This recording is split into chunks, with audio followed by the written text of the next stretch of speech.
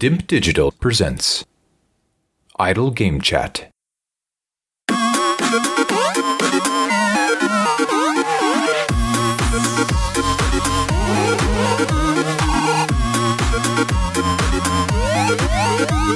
Hello, Apps here from Dimp Digital and welcome to Idle Game Chat. This is the weekly video games podcast where we give our impressions of the video games that you can play today and react to the latest news from the wonderful world of video games. We are here every single Monday on your favourite podcast app and YouTube, absolutely free. We're also now curated on the world's best game site, which is Sifted Games.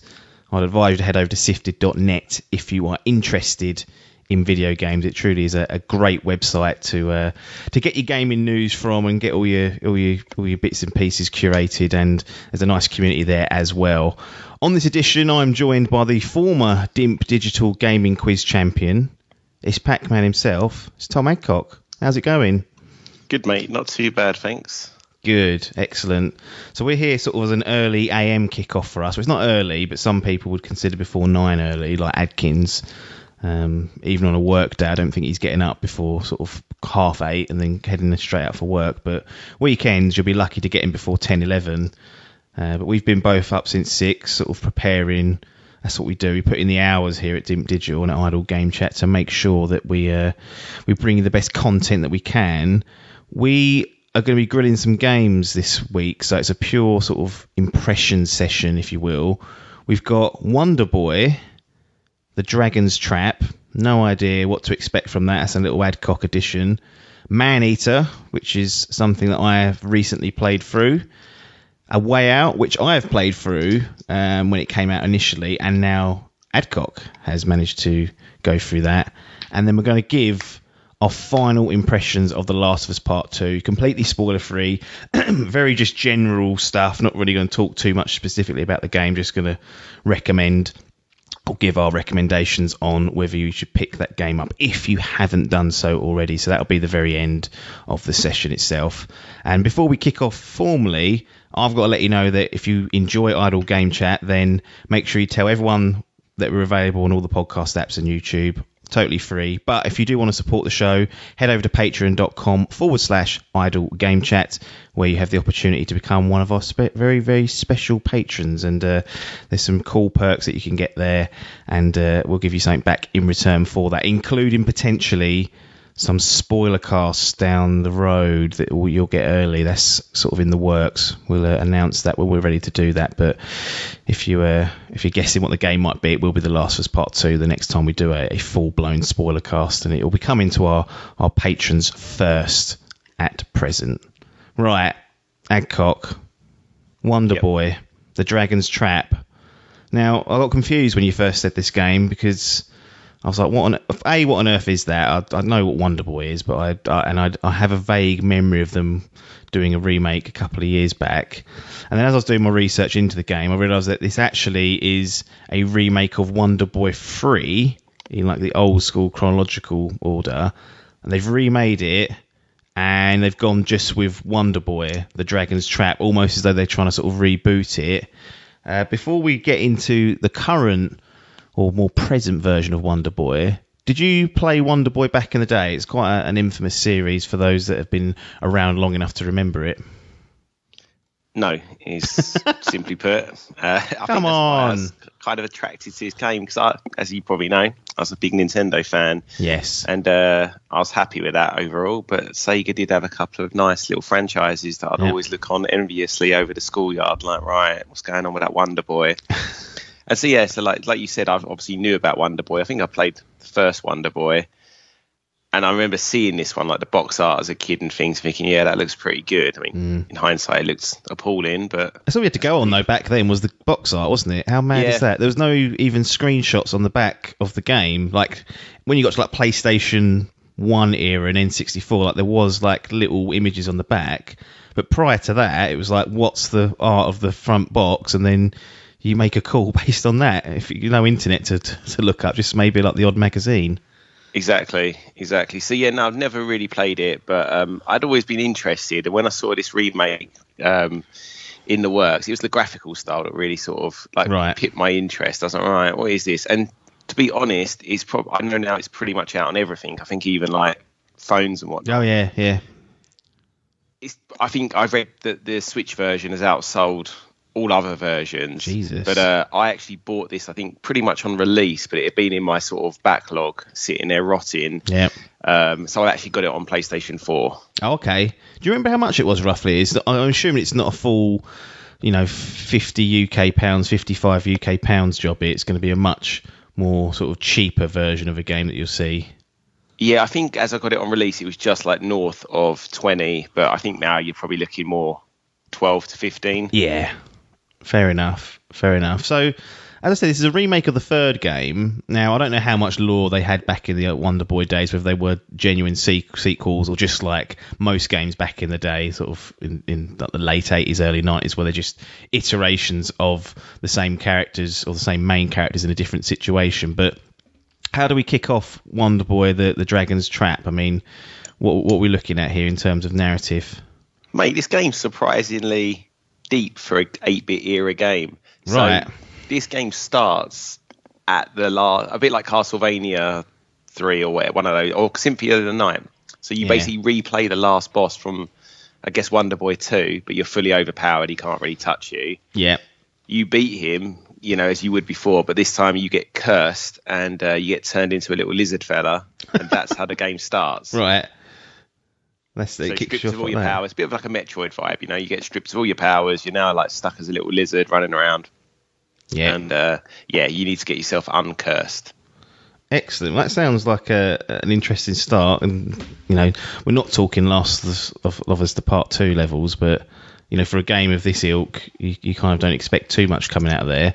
You mentioned that you get stripped of your powers and whatnot. I'm guessing the game sort of lives and dies on its gameplay mechanics. If you're describing this to someone who's just never seen or played a Wonder Boy game, or even just this game, not even seen a screenshot of it, how does the game operate when you first sort of get control of your little fella? Yeah, so it's a side scroller, like every game in the 8-bit era pretty much was.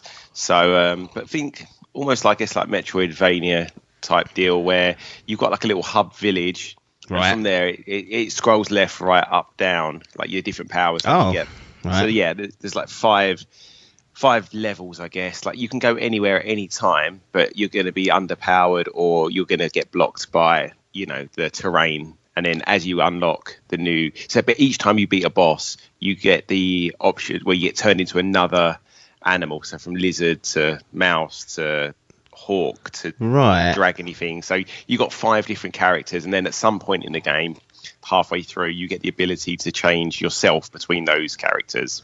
That's pretty cool, actually. And I'm assuming they have different gameplay mechanics like attached to each of those characters. Like, I don't know, the lizard perhaps can jump higher than what the mouse can, or the mouse can get through things that the lizard can't. The mouse can attach to like basically go upside down and stuff, and like there's like bits of the world he can climb over. This is what I mean. The hawk can obviously fly. Dragon can breathe fire. There's there's one that can swim. I forget which one that was now. I feel like it was actually like a sort of merman thing. But yeah, so so basically you at first there's only one sort of path where you won't get absolutely blitzed. You go there. It's kind of like light puzzle solving as well. There are like a lot. This is what I mean when surprisingly deep. It's like a little bit of a narrative for an 8-bit game. There's a lot of like puzzles. Well, not puzzle. I'd say like medium puzzle solving. Like hidden doors, walls. Yeah.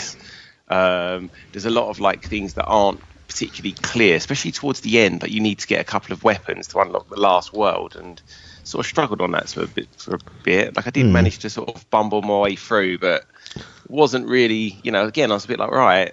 Well, I guess they were a bit. Baffling back in the day. Actually, they were obtuse because exactly. They weren't interested in how there was no interest in giving you a game that was easy to complete. Really, it was all about if it's broken, A, you're gonna have to deal with it. There's no patches, and B, we don't want you to really complete this quickly. We want it to be tough. We want it to be hard. Like you go back to play those Mario games now, and they are to do that just natively with no save points is hard. Like without the warp zones, they're really difficult games back then. That's what I mean. And like thinking of like a sort of 7 or 8 year old getting this for Christmas, like God knows when, 1985 or something. like no internet, probably no mates with the same game, sort of really struggling to be like, right, how am I getting through this? Because I don't know what I'm doing. Like it's not. There are bits of it that are pretty difficult. Like the platforming and stuff is relatively simple. Like the enemies obviously scale up, and you need to kind of keep up with that with purchasing art. Like this is the thing, you could like purchase armor, like weapons. There's magic, all those kind of classic unlocks. So they're all there and ticks off. Yeah, I mean, you got any other questions that you want to ask? Or? A couple of things. Like, in terms of, you mentioned that you can go anywhere you want from the start, and then you might go down, quote unquote, the wrong path initially. Was there any frustrations with going through that process? Like, you go somewhere, maybe you get a quarter of the way through, or even half the way through, and then you hit an obstacle, and you're like, oh fuck, I've got to go all the way back now and do something else. Is that ever...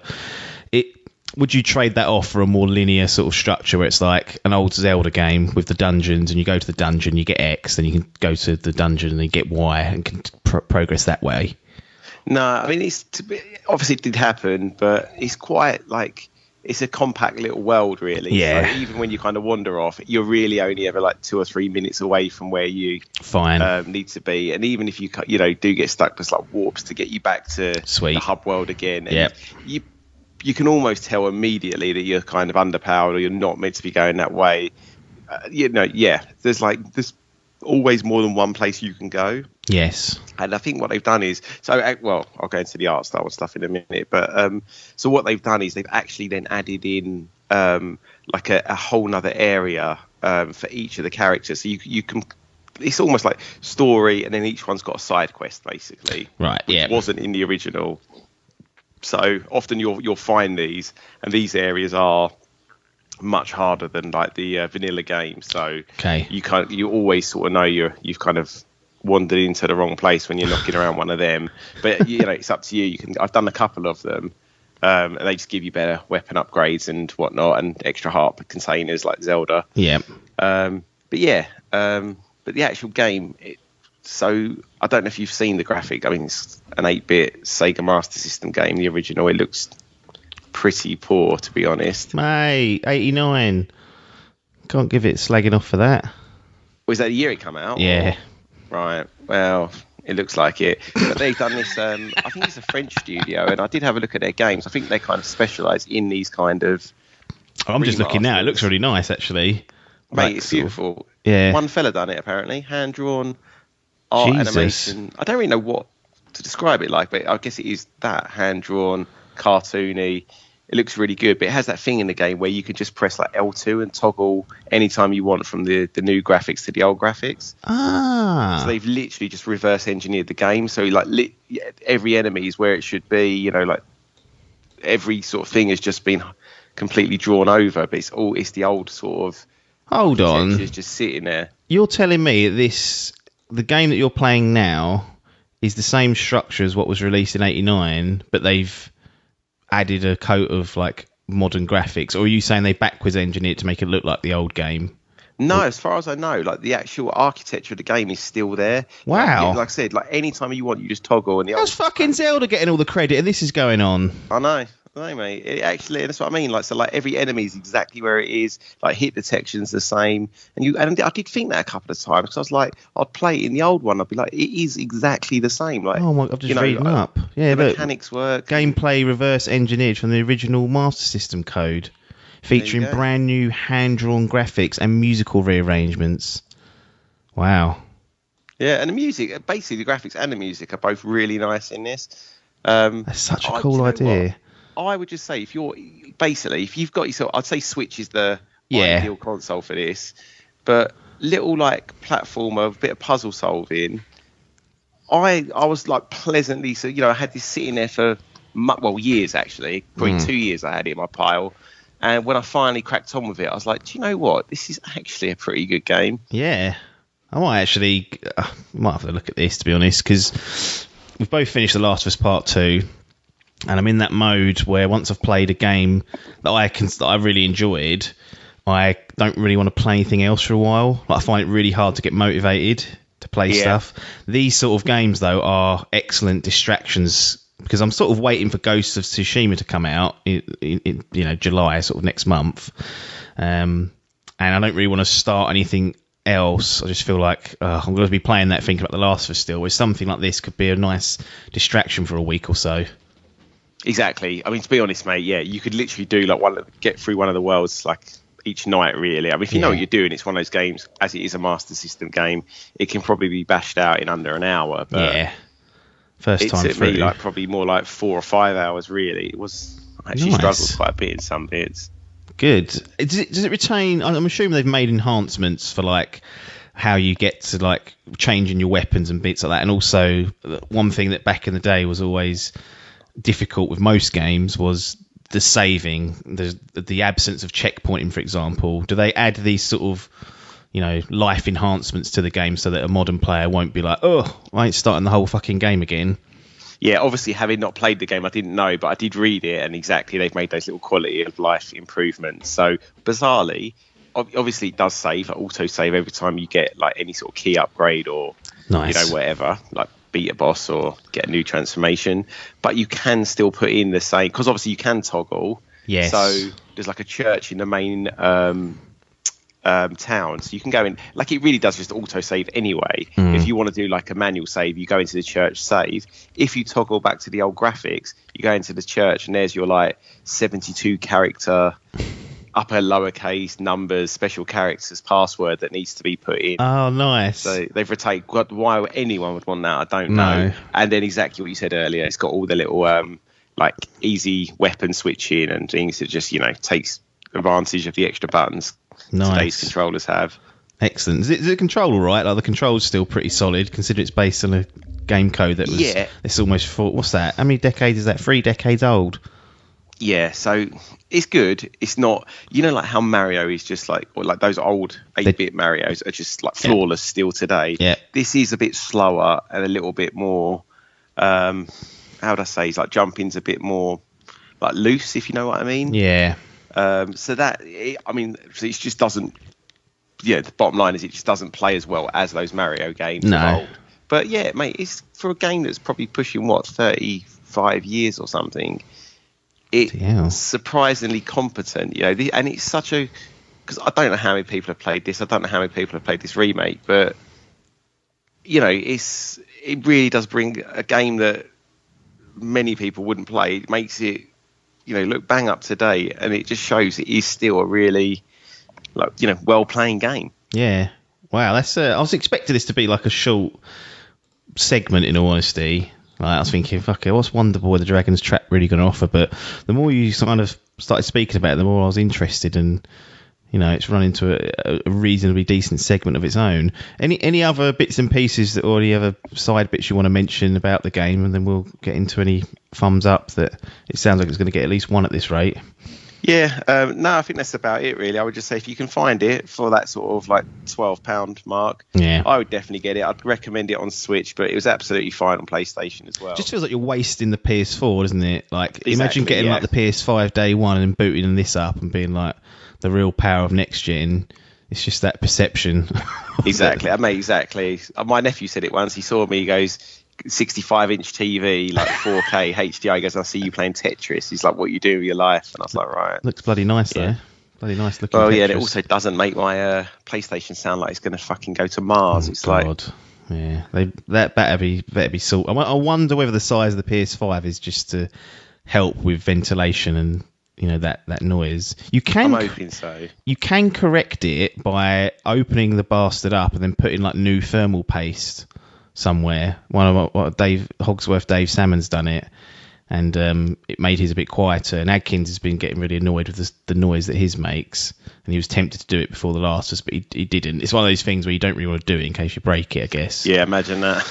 Right, it's just in the middle of a game. We're about to start one of your favourite games potentially, but interesting. So, Wonder Boy: The Dragon's Trap.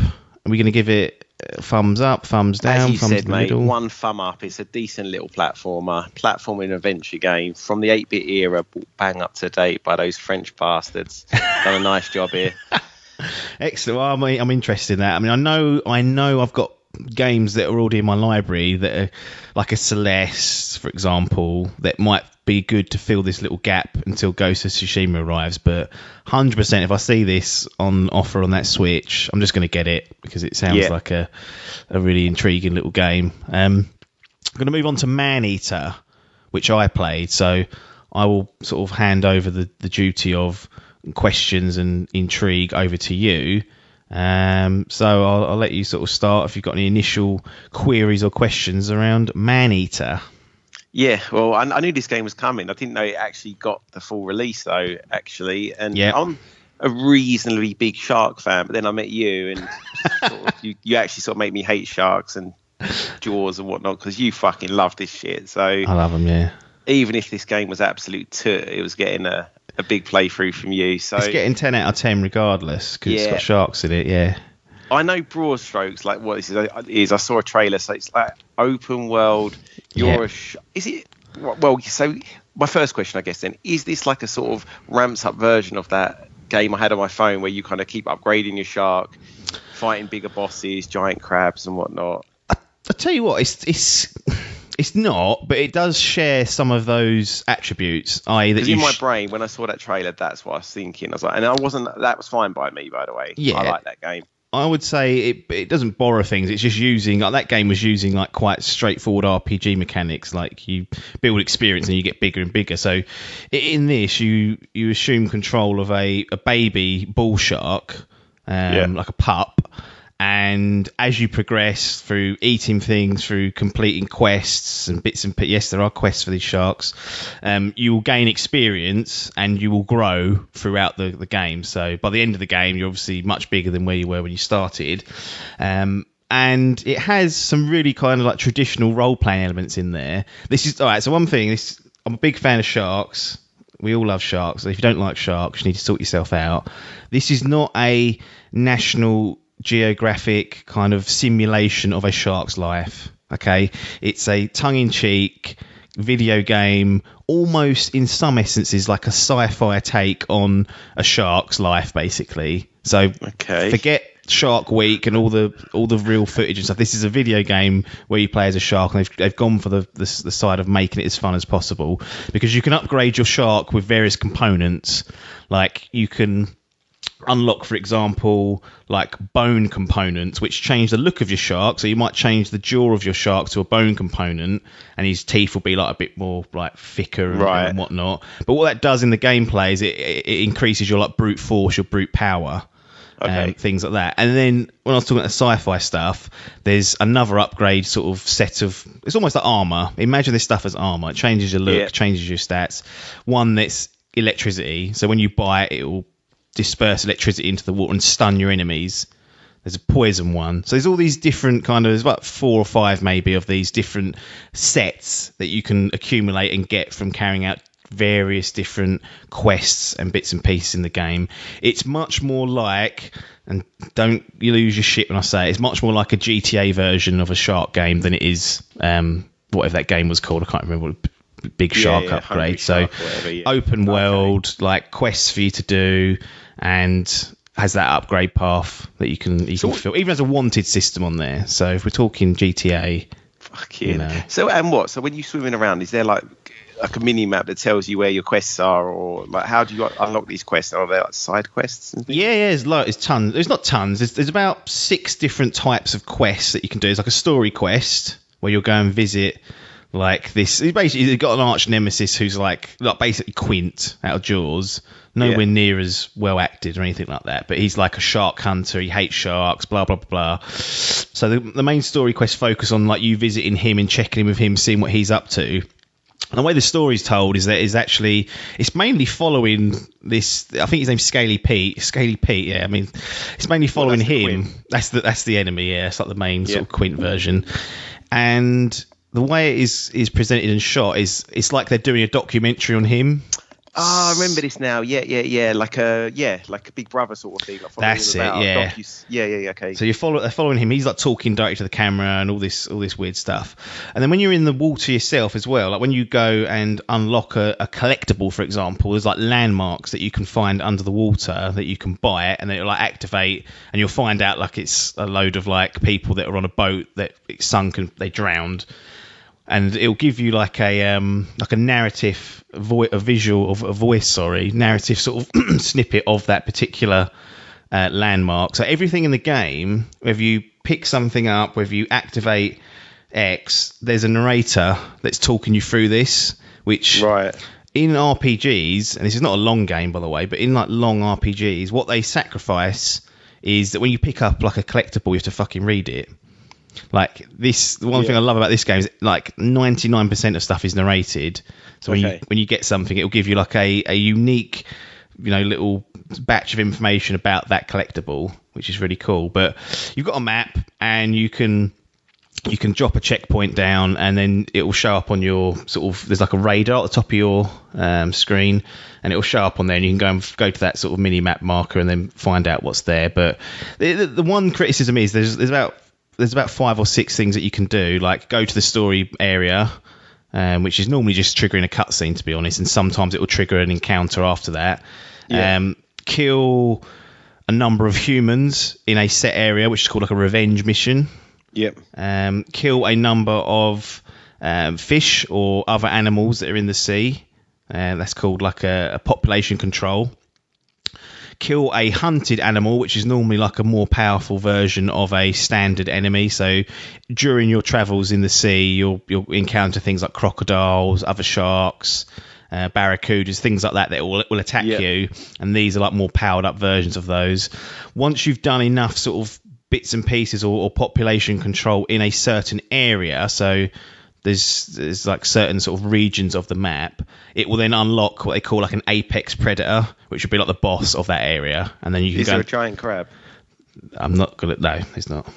There's no giant crab. Always my favourite on that old game. Loved it. Yeah, I think they should. Maybe I've not 100%ed it, so there could be a hidden one somewhere. Okay. But those are the sort of 5 main things that you're doing. And you can collect like experience caches that give you stuff to spend on the upgrades and whatnot. And those landmarks that I mentioned, and other collectibles like license plates, which is clearly out of Jaws, like when they pull that license plate out the tiger shark. You can go and collect those as well for experience. And then, like I said, you've got the armor sets that you can apply. You've got other little upgrades that you can add, like to your organs, like you can add like extra health and things like that. And then you can upgrade those items in your shark to make them a more powerful version of said item. Okay, and what's like? Because I'm trying to imagine this now. What is the combat like? Do you like lock onto an enemy and then? Yeah, it's a little bit loose. Like you kind of swim up to something, and then like an icon will appear. So it's basically indicating that you can bite it. Yeah. If it's small enough and you hold the right trigger, you have to start bite. You can grab it. And then you can hold it, and then when you grab it, you have to swing the right stick, and you can shake it, and that will decrease its health. Right. And I think LB or L, whatever they would call it on the other controllers, is a tail whip. So you can do that. You can also breach out of the water and grab people off of boats. That's one way of doing it, or just ram things. But to be honest, one of the biggest problems with the game is you've got those 5 quest types, which are basically the same each time. Yeah. So you are doing the same thing over and over again. And then the combat is a little bit loose and all over the place. Like sometimes I didn't really know what I was doing, and I was getting away with it. Right. Like taking out things that are a bit more powerful than me. Because each enemy, each fish, each other shark has a level as well. So you can say, oh, that's a level 20 alligator and I'm only level 10. I probably shouldn't go near that yet. But you can just get away with mashing right trigger, in all honesty, and then using like the right analog stick. If you click it in, it like refocuses the camera on the enemy. So I just kept doing that, and it is a little bit messy. It's not the best, in all honesty.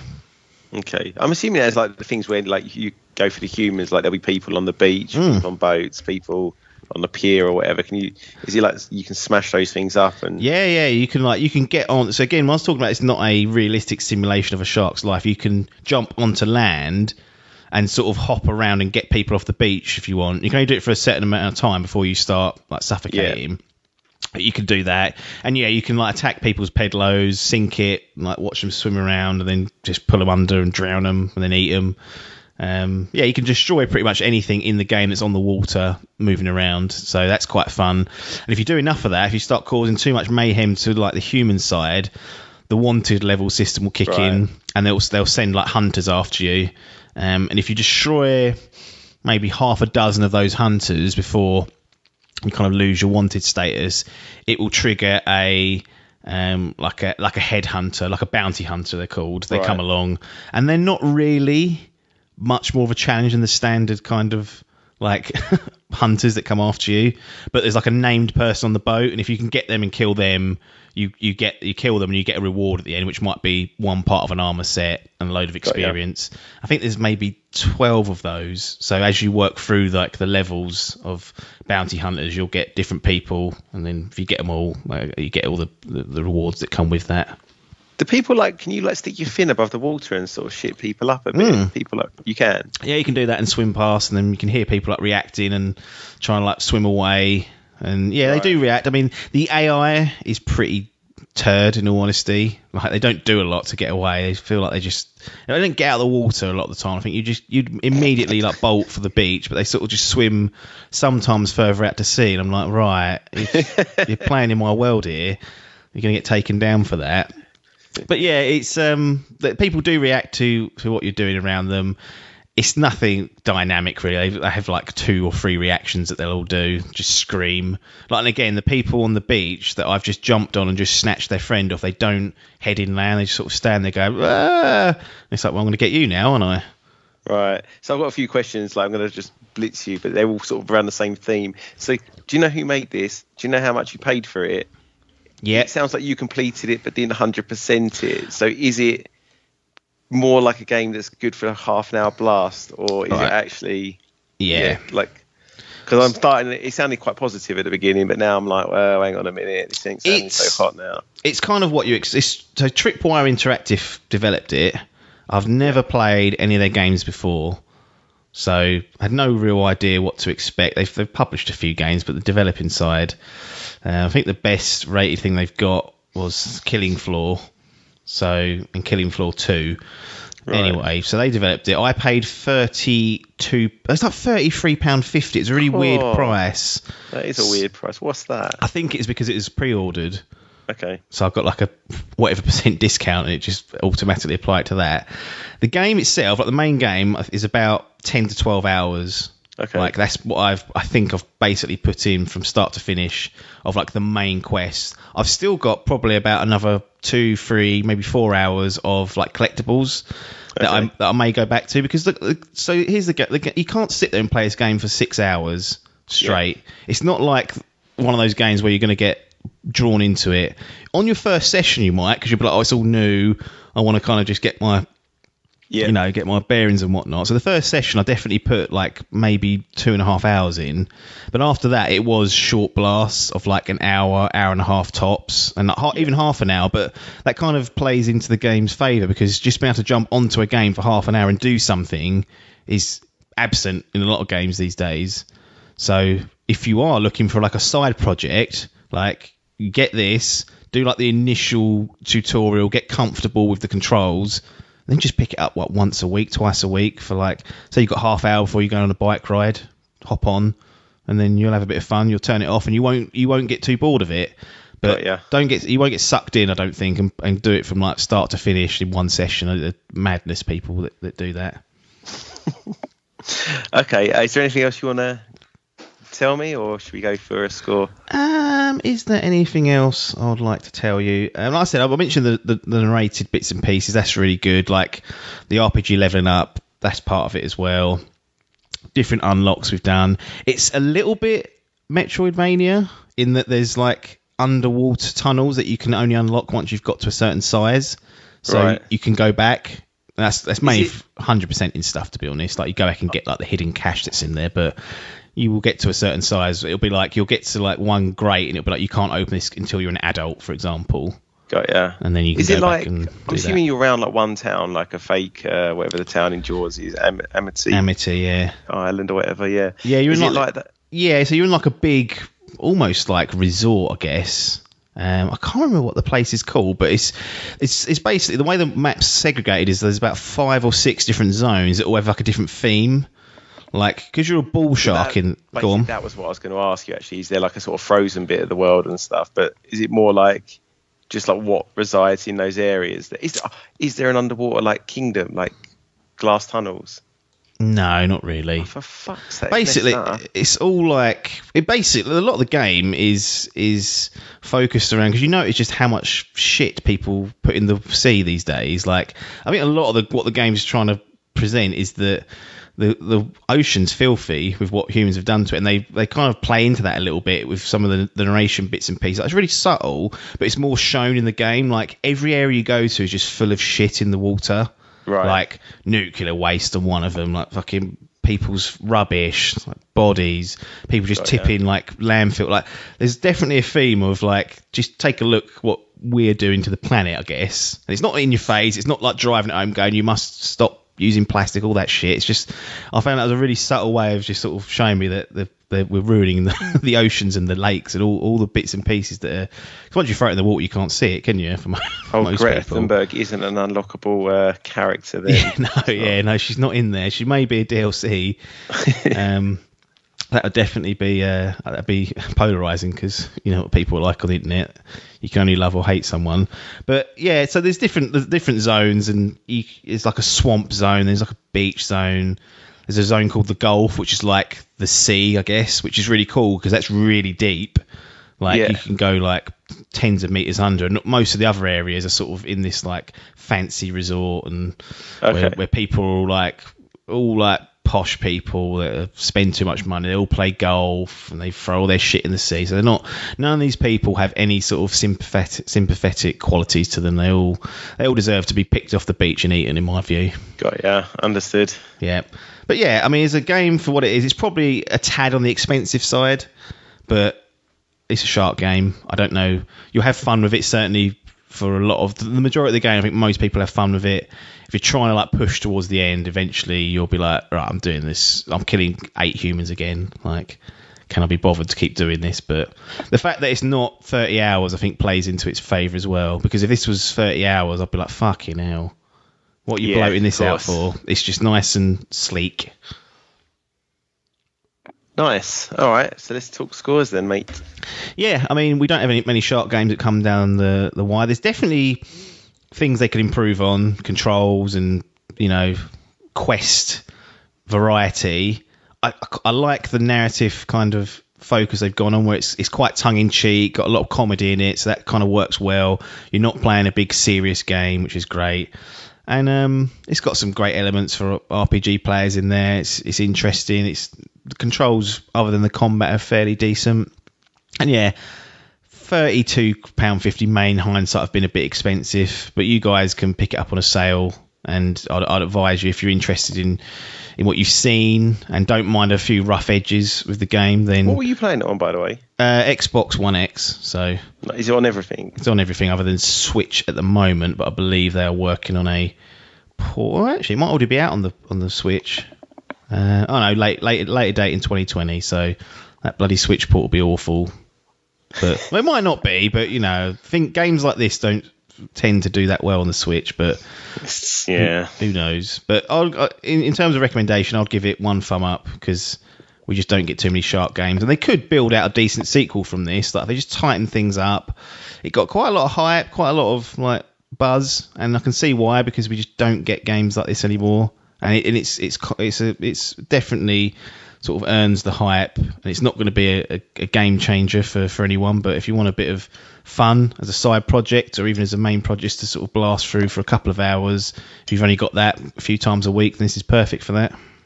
Is it the best shark-based action game ever released? That's the question people want to know. There was a Jaws one, wasn't there? Yeah, there's Jaws Unleashed, which was on PS2. I had that. Didn't really know any better back then, but by all accounts, an awful game.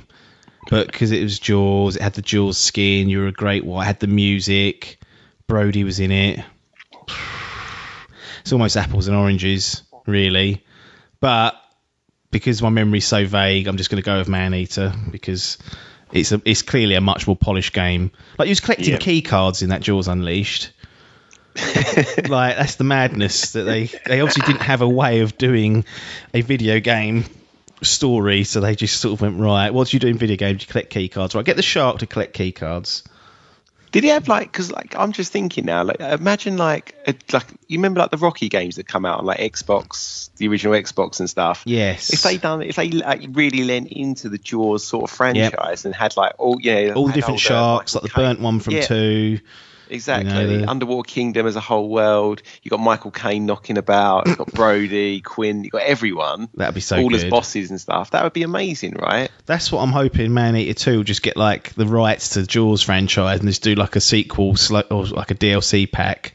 It would be amazing, yeah. But it will never happen. The 3D sort of one, put your VR headset on and get a full experience for that level. Become the shark, go inside his brain. There's loads of stuff they could do. I mean, they're inherently difficult games to do because, I guess, from a story perspective, how do you even make a story where you're the shark and give you the shark's perspective? Whereas what they've done here is quite clever in the fact that they're following your enemy, and when you're doing stuff in the world, it's being narrated as though it's a documentary, which is kind of cool. So, yeah, definitely hoping to see a few more shark games in the future now, but I'm not going to hold my breath that they're going to be much good. They're pun intended. Very, very difficult. Yeah, I agree. They are probably difficult to do, but also something inherently fun about playing as a shark. I don't know why. Just I'm up for this. I'll be giving it a go. If it goes down price, maybe to sort of 18, I'll jump on this. It'll be there soon. By the end of the summer, it'll be there. So I'll send out a little reminder if I see it. Sweet. It'll probably come to Game Pass actually in the next 12 months. It's one of those. Yeah. It's got to be one of those games in line for that. After it's had its initial run, why not? Everything comes to Game Pass eventually. But we're going to move on. A Way Out. Co-op only. No other way of playing this game. Split screen only as well, isn't it? Is the whole game split screened? Yeah, even online. Well, I imagine so. Yeah, because it was online. Yes, it must be then if you're playing together. So, how did you get wind of this game, and why has it taken? If you got wind of it early doors when it was initial release window, how's it taken 2 years to get hold of it and start playing? Was it just finding a person to play with, or was it something that only came to light recently? I think I knew that. Obviously, I heard your review of this, and I knew you'd played it. But obviously, knowing you played it, I was like, right, who am I going to play that with? So I'd have gone through it again with you. Well, I didn't know that, did I? Wow. So, anyway, another mate actually had it. He hadn't played his Xbox in years, and then got furloughed, so was looking for games to play. And he was like, right, got this Way Out. And I was a pretty big fan of the Prison Break series. Oh, yes, of course. 1 and 2, perhaps. After that really fell off a cliff. How many did they do in the end of Prison Break? Do you know what? I swear someone sent me Is it 5? Because I forget now, because they had little mini movies and stuff. And they've done a recent one. Do you remember they did it again 3 years ago or something? Yeah, so they so Prison Break 6 apparently. Oh God, has been teased, I think. But I think there's definitely 4 full series. Then I feel like there's a little mini movie. Then I feel like there's another 6 episode run which I haven't seen. I mean, that show is everything that was. It's at the start of that kind of new golden age of TV where things started to, it was real cliffhanger stuff and the budget was pretty high.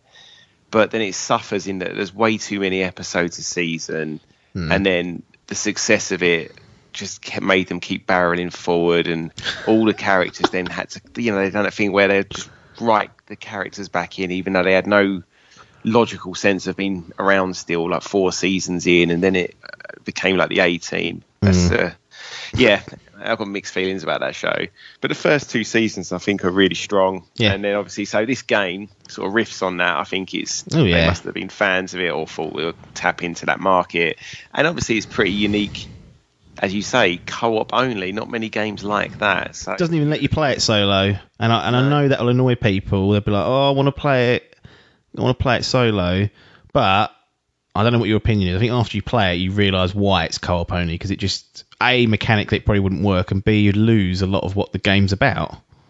Yeah, absolutely. Yeah, I mean, if you were having to play as both characters or the other character was computer controlled, it would strip. I mean, I've got mixed feelings about this game anyway, and yeah, it would strip the fun out of it, basically. Like, the fun comes in that, you know, if you're like in your cells and you're digging, there's somebody, an actual player, is telling you, look, shit, the guard's coming, stop, get back into bed, and you jump into bed. So that is where the fun comes from, basically. Yeah. Did you pay for the game as well, or did you just play off like your mate's sort of spare copy? So he had it. I think he'd borrowed it. I don't know. But then, I just had to download the trial. That's it. Of the trial lets you then just log in and play. Yeah, that's good, isn't it? How good is that? Good. For a co-op only game, they've sacrificed potentially a percentage of sales there to make sure that you haven't got to be both financially penalised to play the game. I think that's a really good method of doing it. Yeah, I mean, it's the fairest way. But then it wasn't like that. Because I bought Man of Medan, I think. Right, I got stitched up with that. They stitched me up. Basically, if you bought Man of Medan early, you would get like a one. I think it was just a one-off like friend pass to play through the game cooperatively. And because I bought it late, it didn't happen, and then you had to go and buy it, which I apologise for. But I think ultimately it may have been worth it. Fine. It was cheap as well. But that's what I mean. Like this one, they do it nicely. Yeah. It's just there for you. But so go on then. Like it's a hard one, because sometimes I feel like the co-op only games do rely on the partner in crime that you've got. Like, they can, I'm not going to say make the experience, but I've had experiences co-op wise where they've ruined, not intentionally, but it felt like they've sort of spoilt the experience slightly for me, even from talking or whatnot. But without naming any names or shaming anyone, did you have a good experience with your partner in crime for A Way Out? Yeah, it was fun. I think we definitely enjoyed. So, I mean, I won't go into any spoilers, but basically, it almost follows the prison break theme. Obviously, at one point, you do manage to break out of prison. Yeah, most people think the game's just about the prison part. It's not. Yeah, it's very short. And that, to be honest, that was my problem with it initially. Is that you kind of get out of prison way earlier than I was expecting. Because I know from the trailer, it does show you on the run and stuff. That's why I don't think it's a spoiler. Yeah. But I figured that would be like late game. It's not. You're out of prison pretty quick. Like end of Act 1, pretty much, isn't it? It's like you're out and about. Exactly.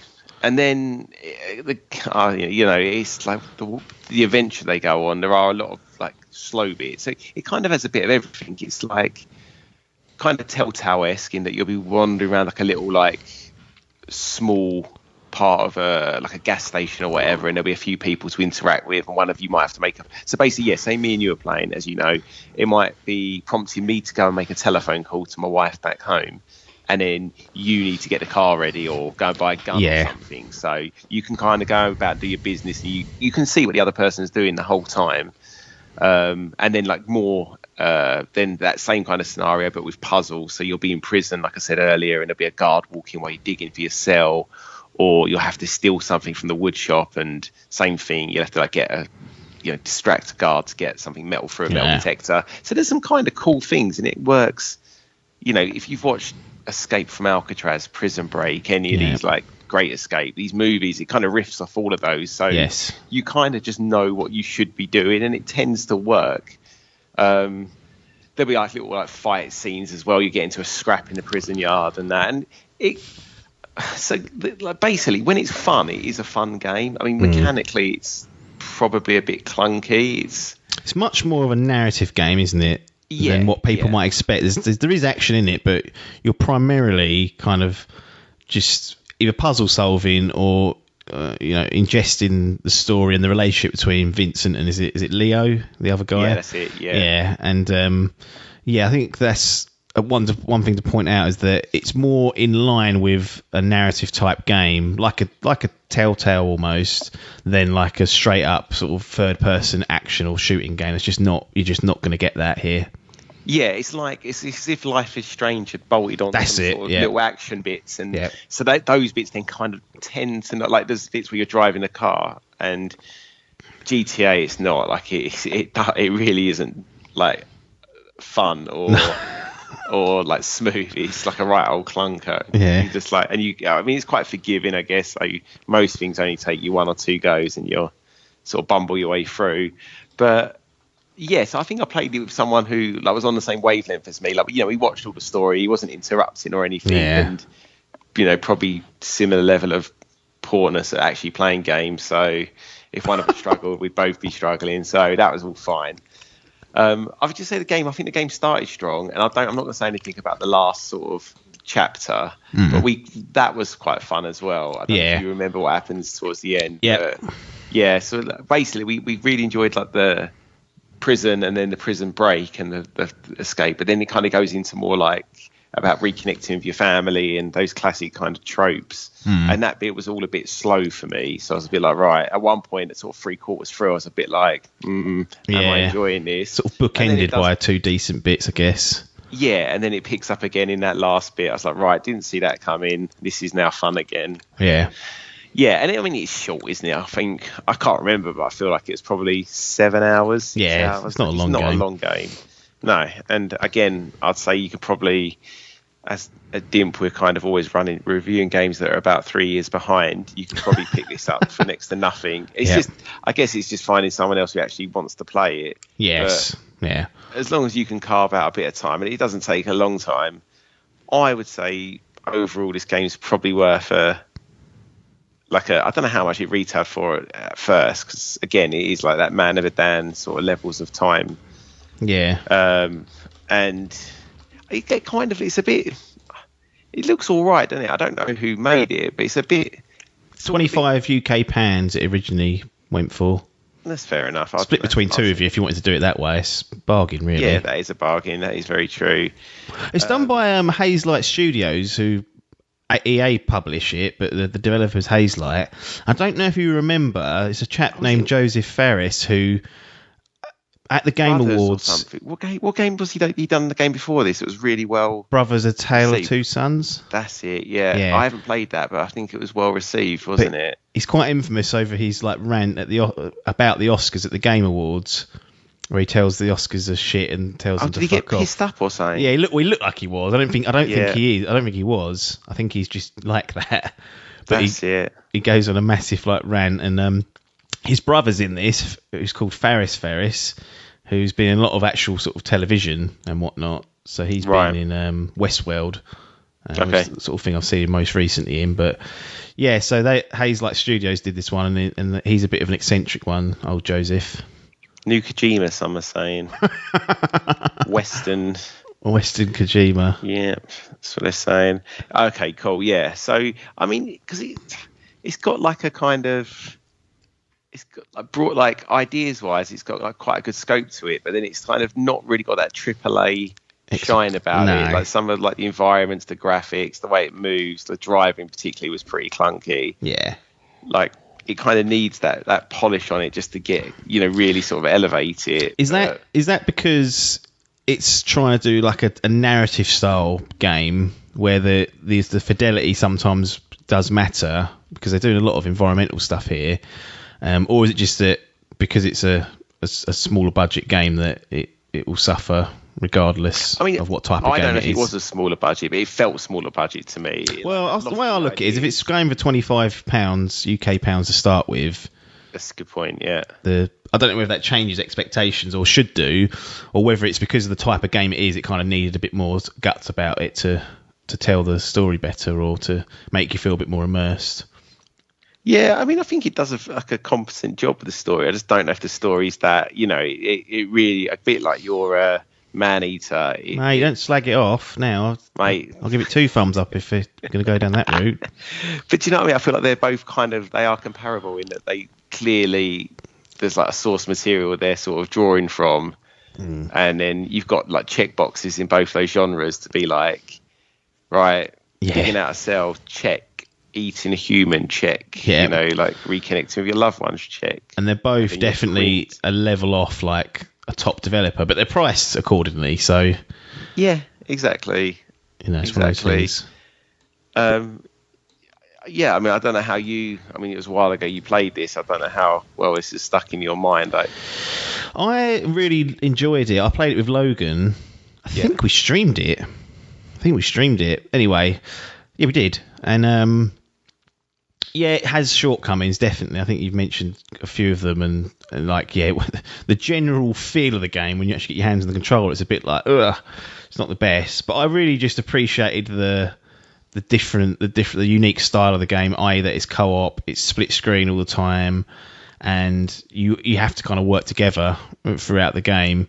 And yes, I think you're right, the narrative just kind of borrows tropes from TV films, like a lot of games do, and doesn't come up with anything majorly unique, for the majority of the game. But I just enjoyed the fact that it was bold enough to do something a bit different, and wasn't ever going to make Game of the Year, but I think I actually might have put it down as my biggest surprise for the year, like pleasantly surprised that it existed and that it wasn't a complete train wreck. Yeah, I mean, I like these types of games. Like, I've played obviously a couple with you, like these co-op games, and now this. And then obviously I do love like Prison Break movies and TV shows. So I'd like to see something else in this world. I feel like I'd like something a bit more open world with like, a few different ways of escape rather than, to be honest, this is your bag though, isn't it? These like narrative heavy, like, I don't know what you'd call them. It's not really a walking sim, but like the Life is Strange, like the Telltale games and whatnot. Whereas I sort of like a bit more action, I guess. I don't know, like more doing this. Definitely plays more into the adventure genre than it does the action genre. Yeah, agreed. What would you give it as a final verdict in terms of thumbs up, down, or in the middle for I think way I'd out? give it 2 thumbs in the middle. It was completely like passable, neutral. Again, fence sitting, isn't he? Is he fence sitting, Alan? Yeah, he said yeah. He said yeah. If you're between like those AAA games, again, you get yourself 7 or 8 hours to kill and a mate to play with. It'd be worth picking up. Or if someone says to you, like I did, got this game, fancy giving it a bash? Yeah, absolutely, give it a go. You're not going to hate it for sure. And I think, like you said, you're either going to be like me, where you're going to be like, that's all right, or you're going to be pleasantly surprised and enjoy it like you did. Yeah, no, agreed. Well, that's A Way Out. That's got its little sort of modern day spin and impressions and then verdict on it. We are going to briefly discuss, try and be brief about The Last of Us Part 2 and give our sort of final impressions, our thumbs up, our thumbs down, our thumbs in the middle for The Last of Us Part 2. When we last spoke, is a week or so ago, we'd both played around 10 hours of the game. We discussed kind of as in depth as we felt comfortable doing for those 10 hours on last week's podcast. I don't want to rehash any old ground. Like I said, spoiler cast is incoming, but this is a big game, and we've both managed to get through it because we've had a bit more time. But other members of the Dimp community and the Idle Game Chat staff, I want to get them to get through it, and then we can try and do like a fully fledged, like give it its due and do it a full spoiler cast. But we've had time to digest this for a little bit. Both finished it, I believe, on Tuesday/Wednesday. High level, what are your thoughts on The Last of Us Part 2? And I want to focus more of it like as a sequel to the first one, because I think that's where we can make some really general non-spoilerific comparisons, or at least verdicts, and give people an idea of what they're getting in for when they eventually purchase it, if they decide to. It's a bloody good game, isn't it? Yeah. It is. Yeah, you could just end it at that. The podcast could just be ended at that.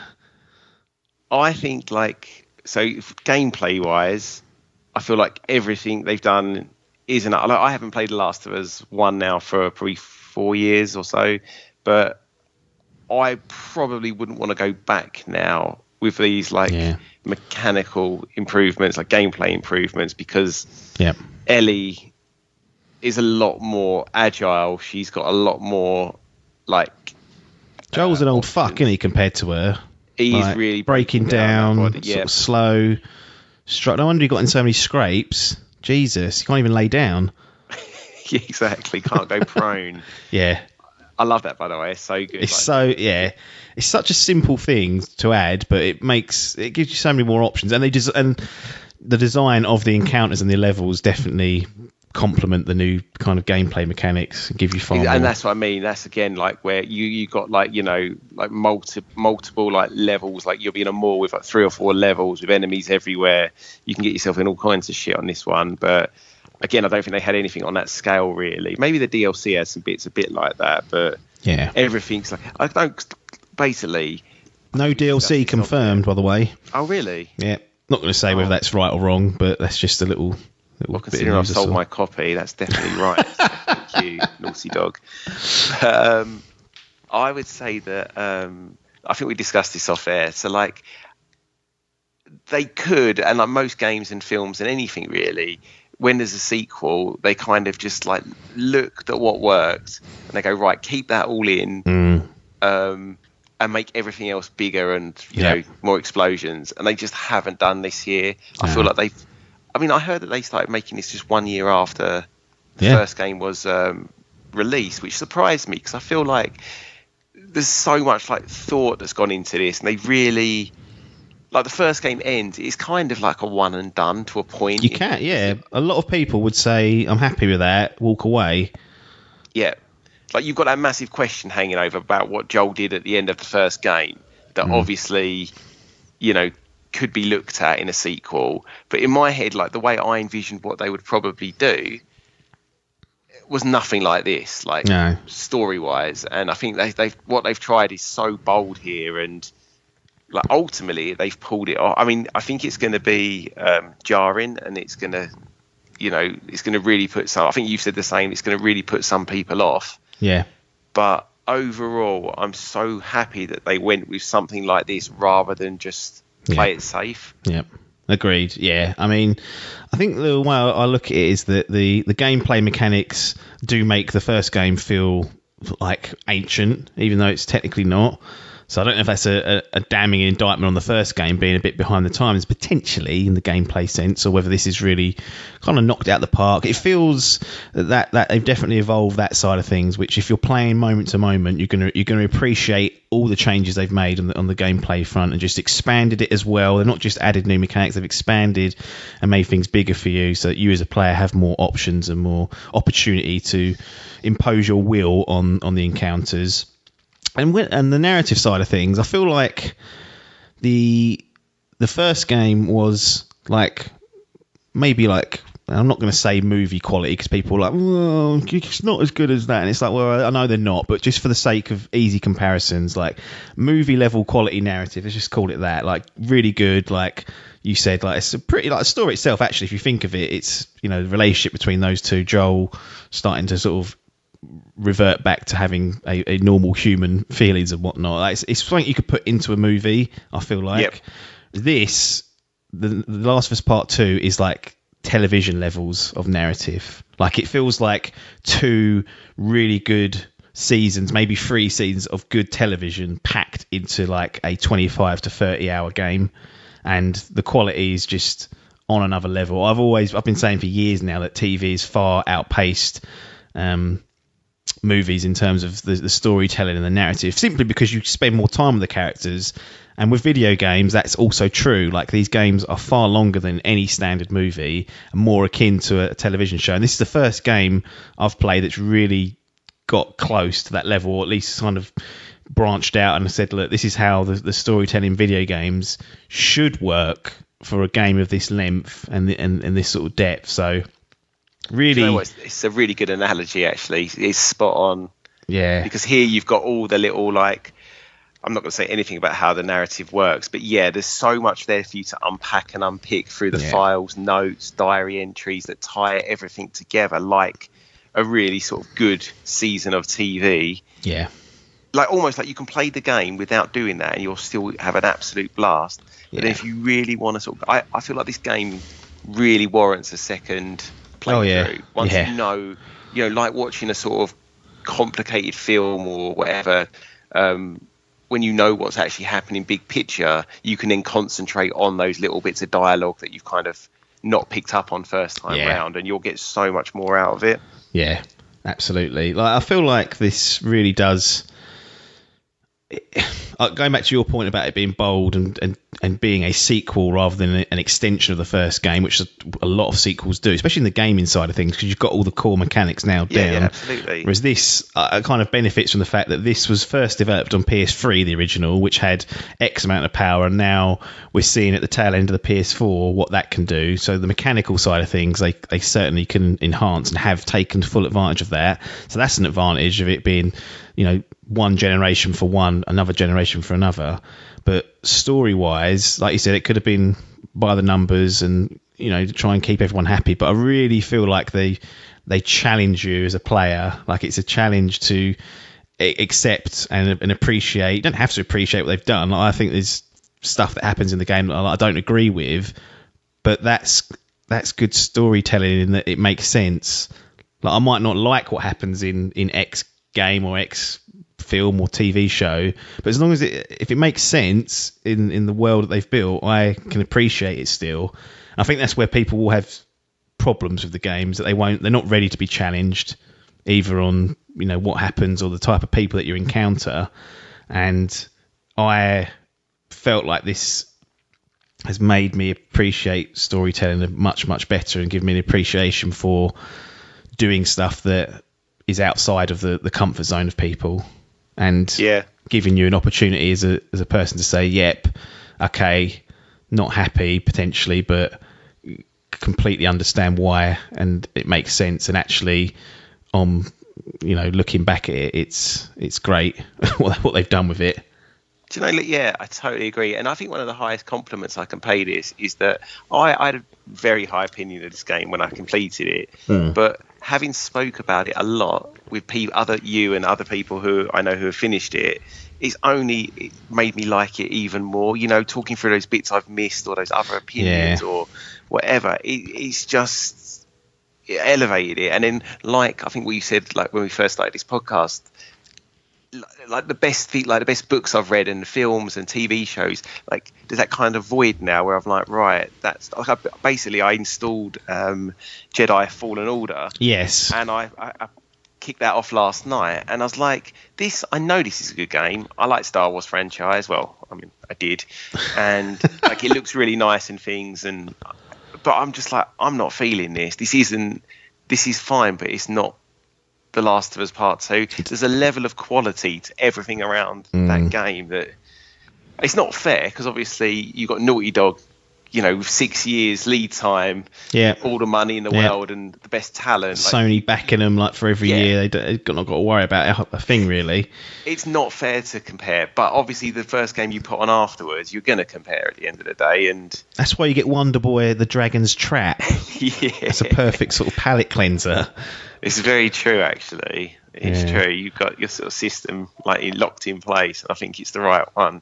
Yeah. But I'm really impressed with The Last of Us Part 2. I think I said it's going to be polarising for people. Every sequel is, almost to a certain extent, because people want you to do X and want you to do Y. And I'll talk about the challenges to the players. Like, I had a real problem with Metal Gear Solid 5 and that story. One, because it ended. It wasn't finished. It was quite clear that there should have been another chapter to that game. But more so the fact that I got really wound up, and I've told this story plenty of times, but I will tell it again. Before the game came out, I was so hyped up for it because it was my favourite series, all this stuff, and I was thinking, right, they're going to complete the saga, they're going to end it, it's going to tie nicely into even Metal Gear from the NES, and it's going to be like a good transition, it's all going to make sense, Snake's going to do this, Boss is all the characters are going to do X, Y, and Z. And it absolutely didn't play out like that. One, it didn't finish, which was a big point of it. But two, what I thought was going to happen or what I wanted to happen didn't happen. And rather than accept that that's how it should be, I was like, that's garbage, to be honest. I was really bitter, twisted up about it.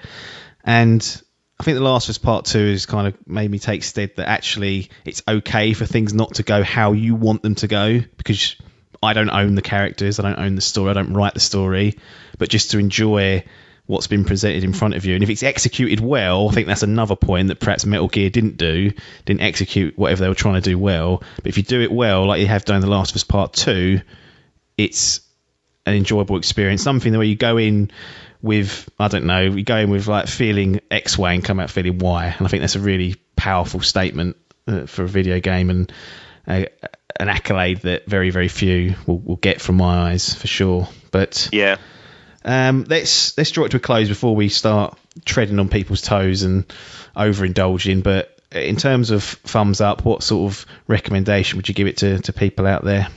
Yeah, it's 1 and 2 thumbs up for me. Can't be any other way. No, it's the easiest 2 thumbs up of the year for me. Oh yeah, 100%. Like 100%. Got no qualms in recommending it at that level. It really is a fantastic video game from all aspects. And looking forward to getting the other boys' opinions when they finally finish it, and then looking forward to sharing those with you on our aforementioned spoiler cast, which will be coming at some point in the future. But I think we're going to close this session down. There's 4 games grilled, all of varying quality, all of varying price, and we've probably ended it on the best game, wouldn't you agree?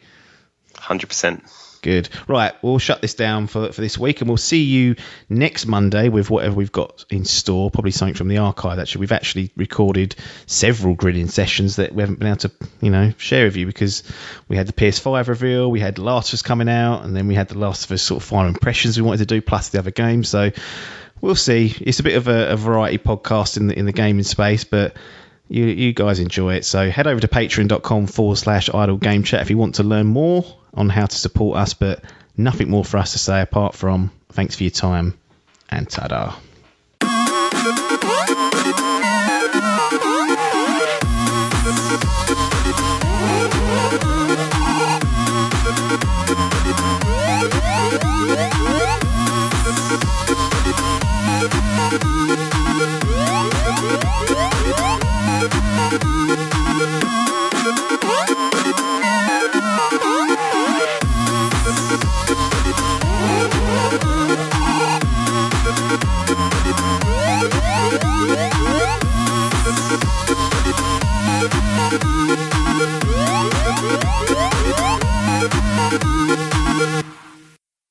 This was a Dimp Digital production.